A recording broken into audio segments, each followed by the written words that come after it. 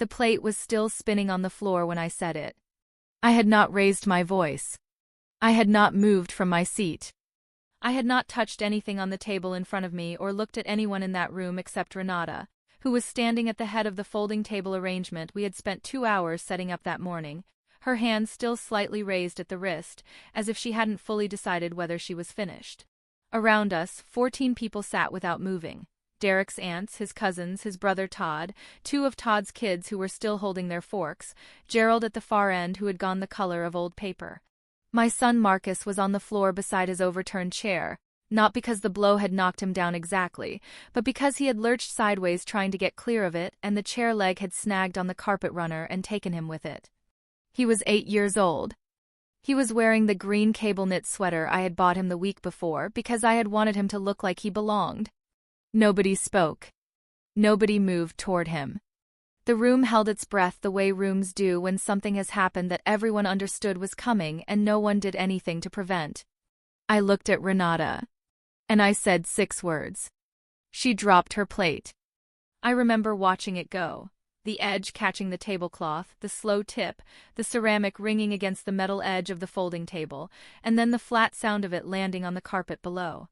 I remember thinking, even in that moment, that the tablecloth was one she had brought herself in a zippered bag that morning, ironed, and that the plate was part of the set she only used for occasions. I remember thinking these things not because they mattered, but because that is what the mind does when it has decided to stay very still. I had been practicing staying still for 3 years. My name is Claire Ashworth. I was 34 years old at Thanksgiving, a licensed occupational therapist working out of a pediatric clinic in Delwood, Ohio. Delwood is the kind of suburb that looks precisely how the name sounds. Streets that end in drives and courts, seasonal wreaths on every 4th door, neighbors who wave from their driveways and mean it. I had grown up 40 minutes east of there, and when Derek and I bought into Delwood I had felt, for the first time in a long time, like I was somewhere that had enough room for both of us. Derek Ashworth was 37, a project manager for a mid-size construction firm, methodical and even-tempered in a way that had initially felt like steadiness and later began to feel like something else I didn't have a word for yet. We had married 3 years before that Thanksgiving in a small ceremony at the Harwick Community Center, the same building where, later, we would hold this dinner.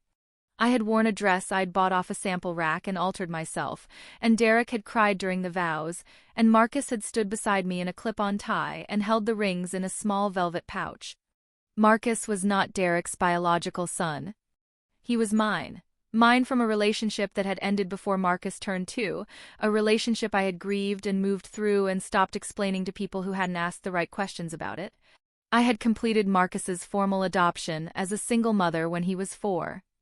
The finalization had happened on a Tuesday morning in a county courthouse with fluorescent lighting, and a judge who had a coffee stain on his robe and who had smiled at Marcus and asked him if he liked dogs. Marcus had said he preferred cats but would consider a medium-sized dog under the right circumstances. The judge had laughed.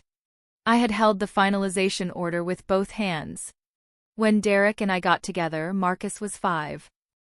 He had watched Derek with the careful, measuring attention that children apply to new adults, and for the first 3 months he had called him Derek, which was appropriate, which was correct, which was what I had told him was right until he felt otherwise. The otherwise came on an unremarkable Saturday morning over cereal. Marcus put his spoon down and said, conversationally, "Dad, can I have more milk?" And Derek and I looked at each other across the kitchen at 14, Corrigan Drive, and neither of us said anything, and something between us closed in a way that felt permanent and right. We told the family. Gerald, Derek's father, shook Marcus's hand at the first meeting and told him he had a strong grip for his size. Todd ruffled his hair. 2 cousins taught him a card game that Derek insisted nobody in the family actually played correctly. Renata had smiled. It was a thorough smile, the kind that deployed all the correct muscles. I had noticed the thing behind it. I had told myself I was reading into it. I was not reading into it. Renata Ashworth was 61 at the time of the Thanksgiving dinner, retired from 22 years as an office administrator at a medical supply company in Columbus, a woman who organized everything in her life with the same confidence she had applied to purchase orders and vendor contracts. She was not a screamer. She was not, by any surface-level measure, unkind. She sent birthday cards. She brought soup when people were sick. She had mailed Marcus a card on his first day of first grade with a $5 bill folded inside. But she also said things. Small things. Delivered in the pleasant, instructive tone of someone offering useful information. He's got such a different energy from the Ashworth boys. Of course, Marcus comes from different stock, you can't expect the same. Here she would stop, wave a hand, pivot to something else, and the sentence would hang there unfinished, neither retracted nor completed. The first time I thought it was clumsy phrasing. The second time I thought it was generational. By the fifth or sixth time I understood it was neither. In the 3 years between my marriage to Derek and that Thanksgiving, I had made myself useful to his family in ways that were extensive and quiet and never acknowledged by anyone who had asked me to do them, because no one had asked me to do them. That is the particular arithmetic of trying to belong to a family that is still deciding whether to let you. I organized the Thanksgiving gathering for 2 consecutive years before this one. The venue coordination at the Harwick Community Center fell to me both times. The rental booking, the table configuration, the chair count, the coordination of which family members were bringing which dish, the separate tracking of Todd's wife's gluten sensitivity. And Derek's cousin Brianna's veganism, which had developed suddenly the previous spring and which I had accommodated without commentary. I had driven to the rental company twice the first year because the initial set of folding chairs sat too low for the table height, a discrepancy I had caught and they had not. Renata had thanked me for the first dinner by saying it had turned out nicely. She had thanked me for the second by saying she was glad it had gone smoothly. Neither sentence included a subject. When Renata's kitchen needed new countertops the spring before that final Thanksgiving, I had given 3 weekends to helping her research contractors, compare quotes, pull material samples, and review the installation timeline. The project ran over what she'd budgeted. Derek suggested we contribute. I agreed without requiring convincing. We put in $6,340 toward the final bill. Renata sent a handwritten note. So appreciated, you're always so helpful. She had underlined helpful.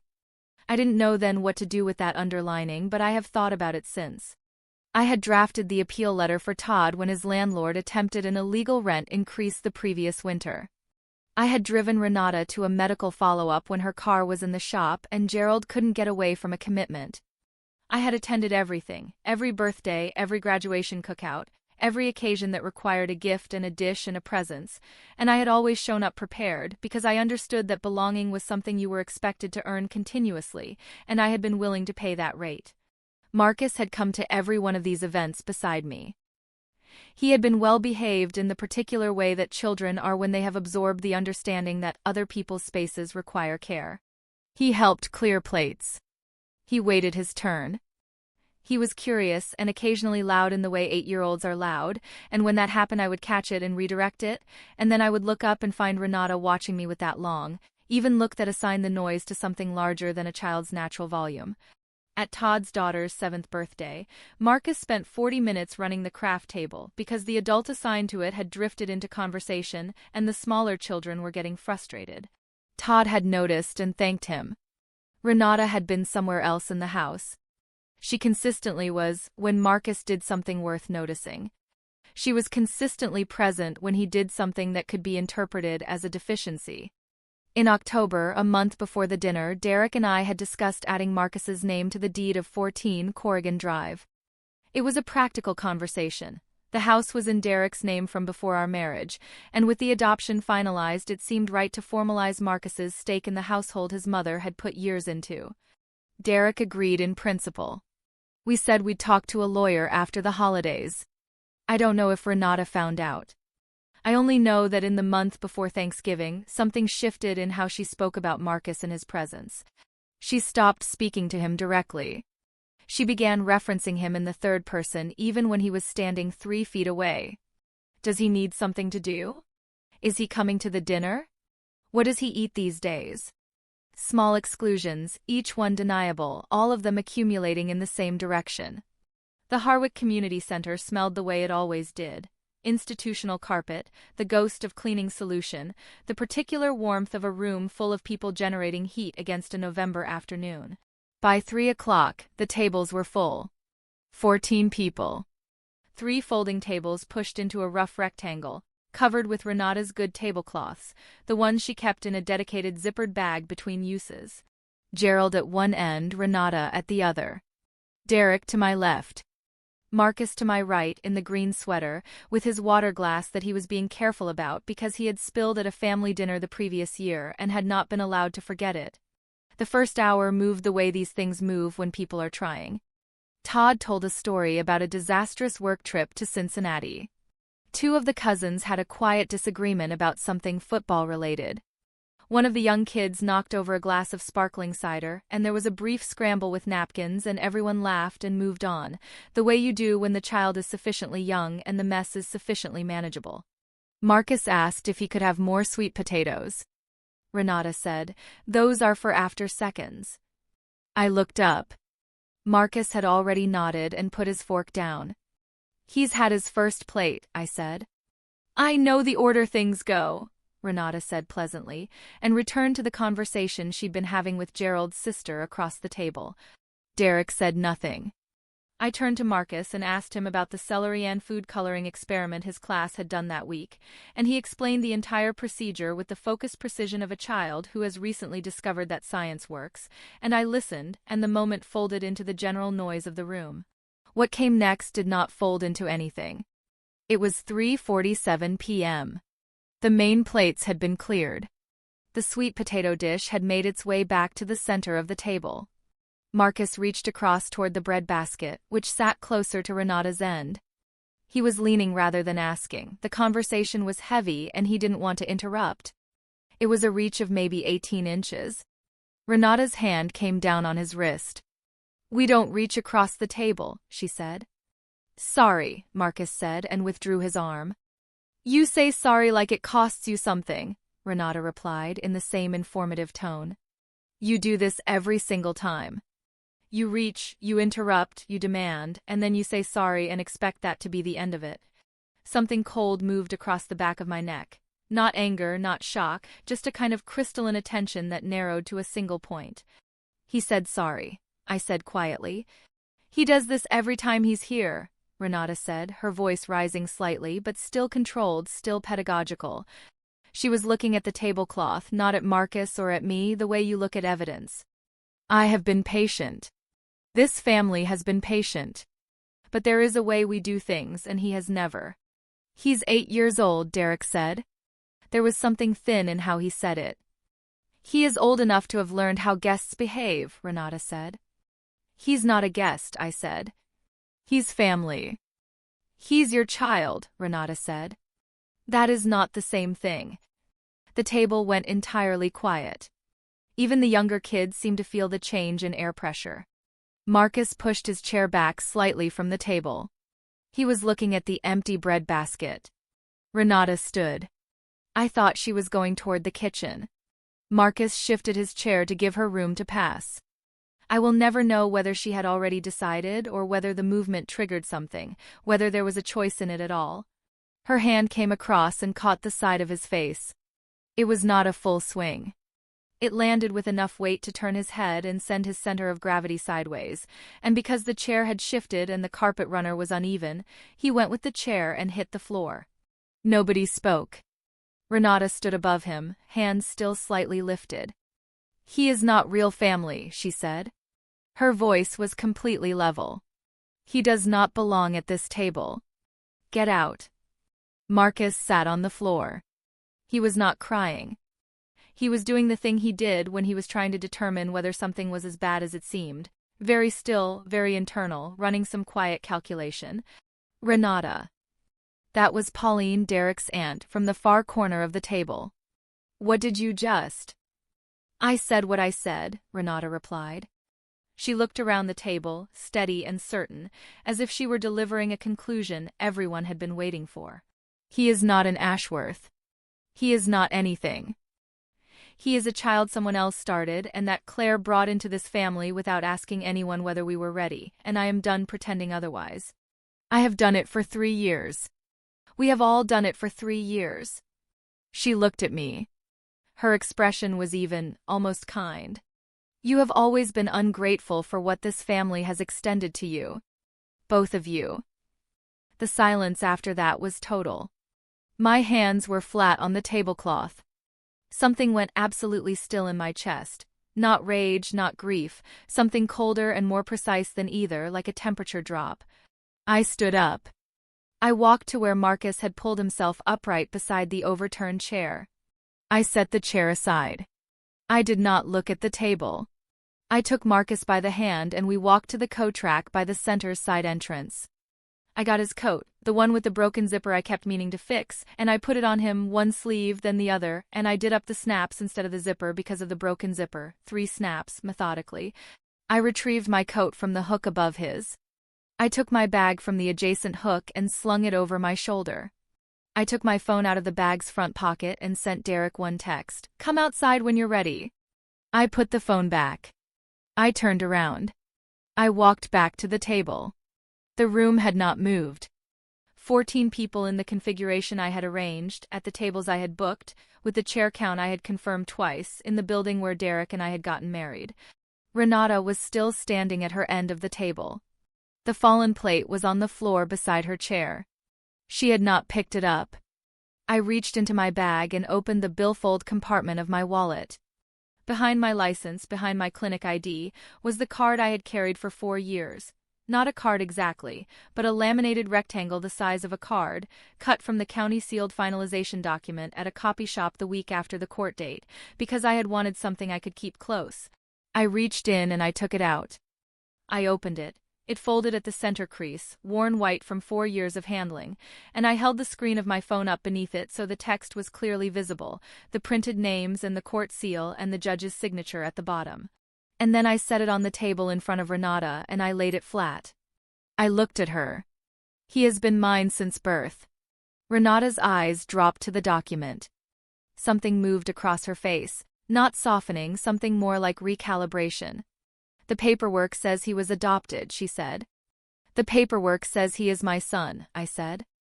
"Legally, permanently, in the state of Ohio, finalized when he was 4 years old. Which means he has been an Ashworth by name and by record for the entire duration of my marriage to your son, whether you chose to recognize that or not." "That is a legal instrument," she said. "It does not determine." "You said he is not real family," I said. "You said he does not belong at this table. You said he is not anything." I let that sit for a moment. "And you called me ungrateful." I picked the laminated order up from the table and folded it back along its worn crease and put it in my wallet. "This family received 3 years of my time, my organizational work, my money, and my willingness to absorb things I should not have absorbed. Marcus received a chair at the edge of the table and your hand across his face." I looked at her. "I think we both understand the accounting now." I turned and walked back to where Marcus was waiting. Renata's hand went to the edge of her plate. The plate tipped. Then it went over and landed on the carpet below, the ceramic ringing against the metal table edge on the way down, and then the flat sound of it on the industrial carpet, and then nothing. Nobody looked at it. Derek was standing in the doorway. I took Marcus's hand and we walked outside into the cold. That was 14 months ago. Derek and I separated in January. We did not have a war about it. We had a series of conversations that lasted across several evenings, sitting at the kitchen table at 14, Corrigan Drive with mugs of tea we mostly didn't drink, talking through what he had been able to do in that moment at the Harwick Community Center and what I had needed him to do, and the distance between those two things turned out not to be closable. He was sorry. He said it many times in different ways, and I believed him each time, and it still did not close the distance. The divorce was finalized in August. The house appraised at $724,000. My attorney handled my share. I put a down payment on a 2-bedroom on Delwood's east side, 11 minutes from Fenwick Elementary by foot on a dry day. Marcus has a room there with his name on the door, an actual nameplate, the kind with the letters that push in, that he selected himself from 3 options I gave him. He chose the one in blue. I still carry the laminated adoption order in my wallet. The original.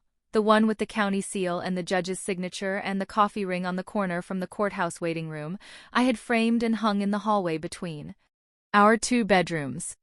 Marcus asked me once, on an ordinary Tuesday morning, why I carried the small copy everywhere. I told him I wanted to be able to reach it fast if I ever needed proof of something important. He thought about that with the gravity he applies to procedural questions. Proof of what? He asked. That you're mine, I said. He nodded, the way he nods when something confirms a theory he already held, and went to find his backpack. In February, an email arrived through Derek's account. Renata, who said she didn't have my address. 3 paragraphs. The word ungrateful appeared twice. The word sorry did not appear at all.